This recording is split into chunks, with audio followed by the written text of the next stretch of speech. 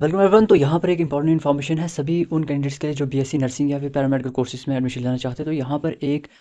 अच्छी इन्फॉर्मेशन है। तो यहाँ पर जो भी काउंसलिंग होगी बोपी की तरफ से, उसमें अगर कोई सीट्स जो है वो वैकेंट रह जाती है तो वो कॉलेजेस अपने बेसिस पर जो है कुछ, लेकिन उसके लिए कुछ एलिजिबिलिटी क्राइटेरिया जो होगा वो जो है रखा जाएगा, और उसके बेस पर जो है सभी गवर्नमेंट या फिर प्राइवेट जो भी इंस्टीट्यूशन है जिसमें भी कॉलेजेस जो हैं उनमें अगर सीट्स वैकेंट रहती हैं तो वो फील्ड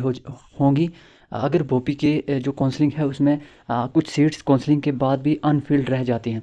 तो ये जो है वो एक मीटिंग, उसमें ये जो है वो एडमिनिस्ट्रेटिव काउंसिल ने ये अप्रूव कर दिया है कि जो भी बची हुई सीट्स होंगी एमएससी या फिर बीएससी नर्सिंग की बात करें, पोस्ट बीएससी नर्सिंग, ठीक है ना, बीएससी पैरामेडिकल कोर्सेज, और जितने भी गवर्नमेंट्स में, ठीक है, या प्राइवेट जो भी कॉलेजेस हैं उसमें, तो यहाँ पर जो है वो सीट्स जो हैं अब उनके लिए क्या क्राइटेरिया रहेगा, 12th के मार्क्स के बेस पे होगा,